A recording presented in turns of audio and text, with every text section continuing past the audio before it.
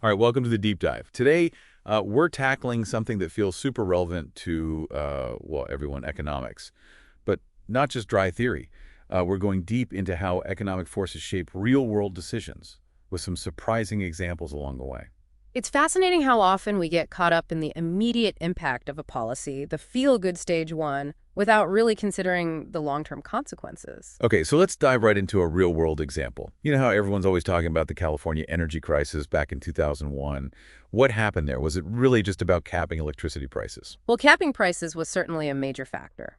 On the surface, it seemed like a great way to protect consumers from rising energy costs. But what a lot of people miss was the fact that the cost of producing electricity didn't just vanish. Reduced rainfall meant less hydroelectric power and fuel costs were skyrocketing.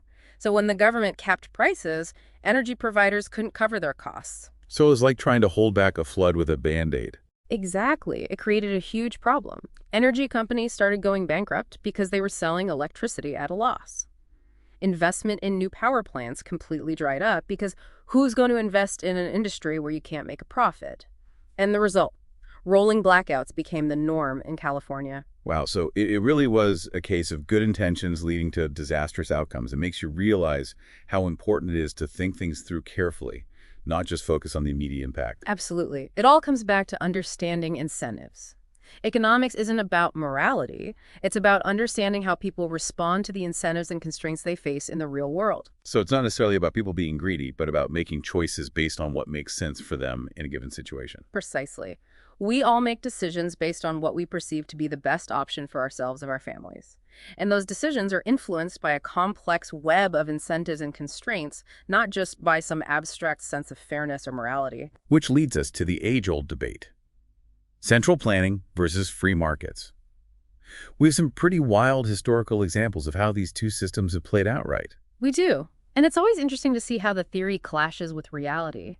For example, you might think that having a central authority like the government calling all the shots would lead to greater efficiency and fairness. Yeah, it sounds kind of appealing in theory, right? Yeah. Having a group of experts making sure everything runs smoothly and everyone's needs are met. Right. It sounds like a recipe for utopia. But in practice, it rarely works out that way. Take the kibbutzim in Israel, for instance. These were communal settlements where everything was shared and money was basically abolished. The idea was to create a society based on equality and cooperation. So what were the unexpected challenges the kibbutzim faced in resource allocation? Well, without a price system to signal scarcity, resources were often misallocated. For example, since electricity was free, people would leave their lights on all day, and since meals were communal, members would often invite guests, straining the kibbutz's limited food supplies.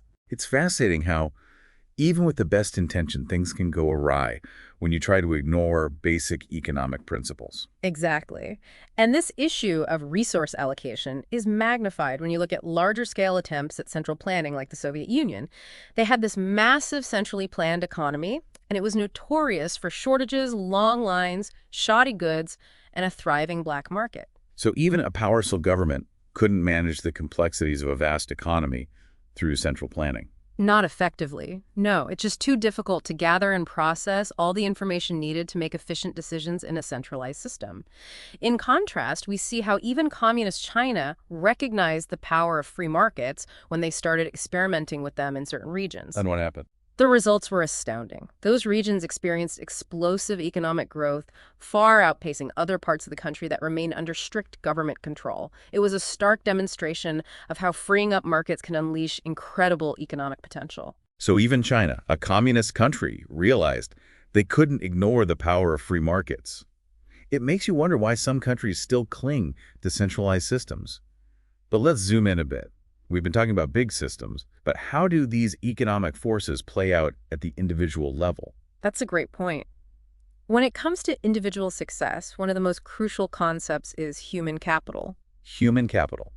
What exactly does that mean? Human capital refers to the skills, knowledge, and experience that individuals acquire throughout their lives. Think of it as an investment in yourself. The more you learn, develop your skills, the more valuable you become in the job market. So it's not just about working hard, it's also about working smart and strategically. Exactly. A great example of this is the story of Paul Williams, a black architect who dreamed of designing buildings. He was offered a paying job as a draftsman, which was a good opportunity at the time, but he turned it down. Instead, he chose to work as an unpaid office boy at a prestigious architectural firm Why would he do that? because he understood the value of human capital. He knew that the experience and connections he would gain at that firm would be far more valuable in the long run than the immediate paycheck he would have earned as a draftsman. And was he right? Absolutely. Paul Williams went on to have a remarkable career designing everything from mansions for Hollywood stars to airport terminals. He was a visionary architect who understood the importance of investing in himself. It's an inspiring story, but it also highlights the importance of having the freedom to make those kinds of choices.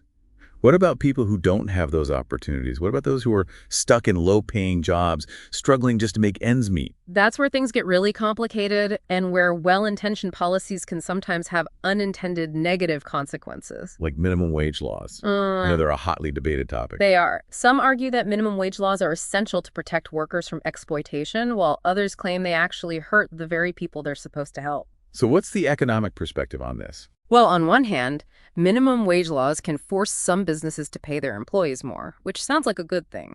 But on the other hand, those businesses might also react by cutting back on their workforce, automating jobs, or even shutting down entirely. And if that happens, those workers are left with no job at all. And wouldn't it be the least skilled workers, those just starting out, who would be hit the hardest? Exactly. They're the ones who are most likely to lose their jobs or miss out on opportunities to gain valuable experience and move up the economic ladder. It's a real dilemma trying to balance the need to protect workers with the need to create a thriving economy where jobs are plentiful. It sounds like there are no easy answers when it comes to economics and public policy. There rarely are. It's all about understanding the complex interplay of incentives, constraints, and trade-offs. There's no magic bullet, and every decision has consequences, even if they're not immediately apparent. Welcome back to the Deep Dive. Before the break, we were discussing the unintended consequences of well-intentioned policies. That leads us perfectly into a discussion about a seemingly simple topic, recycling. Recycling. How does that fit into the bigger picture of economics and unintended consequences? It might seem mundane, but recycling is a perfect example of how costs and benefits can play out in unexpected ways. For example, in mid-20th century, Africa, Westerners often criticized Africans for reusing containers like cigarette tins and salt bags. They saw it as a sign of poverty and backwardness. They thought Africans should just buy new containers instead of reusing old ones. Exactly. But what they failed to consider was the economic context. These Africans were actually being very efficient with their resources. They had an abundance of labor, especially women and children, who had limited job opportunities. So for them, spending time cleaning and repurposing containers was a more efficient use of their resources than buying new ones. Precisely. It was a way of maximizing the use of their available resources. And from a societal perspective, it was a smart way to conserve scarce capital. It's a great example of how what might seem wasteful to one person can be incredibly resourceful to another, depending on the economic context. It is, and it shows how important it is to understand the local conditions before making judgments about what's efficient or wasteful. Now fast forward to late 20th century America, where recycling became a huge movement driven by environmental concerns. Right. Everyone was sorting their trash and feeling good about saving the planet. Exactly. And it was certainly well-intentioned. But here's where the economics get interesting. Studies of government-imposed recycling programs in the U.S. found that the cost of collecting and processing these recycled materials often exceeded the value of the materials themselves. So in some cases, it was actually more expensive to recycle than to just dispose of the trash. Yes, which isn't to say that recycling is never a good idea, but it has to be done in a way that makes economic sense. Sometimes the best way to encourage recycling is to let market forces do their work. So if there's a real demand for recycled materials, companies will find a way to make it profitable to collect and process them. Exactly, and that's often more efficient than having the government mandate it. It's similar to how we talked about central planning versus free markets earlier. When individuals and businesses are free to respond to your incentives, they often find creative solutions that benefit everyone. This reminds me of that classic example of how London and New York City managed to feed millions of people every day without any central planner directing the process. That's a great analogy. Think about the sheer variety of fresh produce meats and packaged goods available in those cities. It's mind-boggling how all of that food arrives on time without any major shortages or disruptions, and it's all coordinated through a decentralized system of markets and prices. It's a symphony of supply and demand with no conductor. Precisely. And it works because of the price system. When the demand for a particular good goes up, the price rises, signaling to suppliers to bring more of that good to market. And when the supply exceeds demand, prices fall, encouraging consumers to buy more. It's a self-regulating system that's constantly adjusting to changing conditions. And it's far more efficient than any central planner could ever hope to be. It is. And it highlights the power of free markets to coordinate complex activities in a way that benefits everyone. This is all fascinating, but let's be honest. Not everyone wins in a free market system. Some people are more successful than others, and sometimes that success comes at the expense of others. What about issues like crime and even slavery? Are those just inevitable outcomes of a system that rewards self-interest? Those are tough questions. And it's important to remember that economics is a tool for understanding how the world works, not for making moral judgments. When we talk about crime, for instance, economics can help us understand the incentives that lead people to engage in criminal activity. So instead of just labeling criminals as bad people, we can try to understand the economic factors that might be contributing to their choices. Exactly. For example, if you're struggling to make ends meet and you see someone else getting rich through illegal means, it might seem like a tempting path. Especially if the potential rewards seem to outweigh the risks of getting caught. Right, and that's why we often see crime rates fluctuate based on factors like law enforcement, the severity of punishments, and economic opportunity. For instance, burglary rates tend to be higher in places where fewer people own guns. Because potential burglars are less worried about encountering an armed homeowner. That's one possible explanation. We also know that crime rates in general went up in the U.S. in the 1960s following a series of legal reforms that made it less likely for criminals to be caught and punished. So it's not just about poverty or lack of opportunity, it's also about the incentives and disincentives created by the legal and economic environment. Exactly. And it shows how even well-intentioned reforms can have unintended consequences if we don't carefully consider how they might alter people's behavior. Okay, that makes sense. But what about something like slavery? Surely that can't be explained away by economic incentives. Slavery is a horrific institution, and there's no justification for it. But from a purely economic perspective, we can analyze the factors that made it profitable in certain times and places. Like the demand for cheap labor in agricultural economies. That was certainly a major factor. In the Americas, for example, the plantation system relied heavily on slave labor to produce crops like sugar and cotton, and the cost of transporting slaves from Africa was relatively low compared to the profits they generated for plantation owners. So in a twisted way, it was a matter of supply and demand. Yes, but it's crucial to remember that even within the horrific system of slavery, there were variations in how slaves were treated. For example, slaves who worked in jobs requiring skill and discretion, like divers in the Carolina swamps or those who processed tobacco, were often given more autonomy and better treatment. Because their skills are more valuable, and it wouldn't have been profitable to mistreat them or risk them escaping. Exactly. And there are even historical examples of slaves being put in positions of authority, like the slave who became captain of a riverboat overseeing both black and white sailors. Wow, that's incredible. It shows how even in the most depraved system, economic incentives still play a role. But it's important to remember that this doesn't in any way justify or excuse the institution of slavery. Absolutely. It simply helps us understand how economics can shed light on even the darkest chapters of human history. But let's move on to a slightly less heavy topic. What do you think about when you hear the term moral hazard? To be honest, I'm not entirely sure what that means. It sounds a bit like an ethical dilemma or something. It's definitely an important concept in economics, and it relates to the incentives that are created when people aren't fully responsible for the costs of their actions. Think about it this way. If you have insurance that covers the cost of replacing your phone if it's lost or stolen, you might be less careful with it than if you knew you'd have to pay for a new one out of pocket. Ah, I see. So the insurance creates a moral hazard by reducing my incentive to be careful with my phone. Exactly, and this same principle applies in many other areas, including healthcare. Okay, I'm starting to see how this all connects. So tell me more about how moral hazard plays out in healthcare. Well, in many healthcare systems, the person receiving medical care isn't always the one paying for it directly. Insurance companies or governments often foot the bill. Right.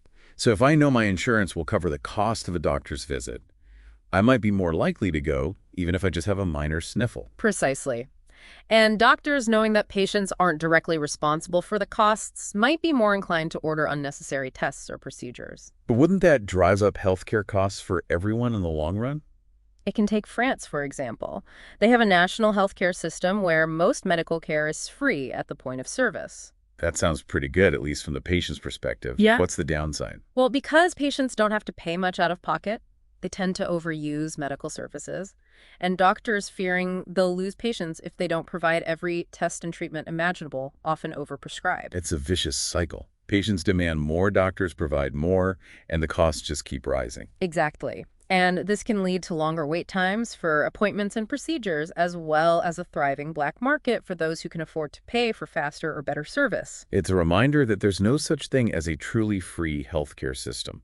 Someone always has to pay. That's a fundamental principle in economics, and it applies to healthcare just as much as it does to any other good or service. Welcome back to the deep dive. We were just talking about moral hazard and how it can impact healthcare costs. But what about the other side of the coin? What about the costs faced by doctors and hospitals?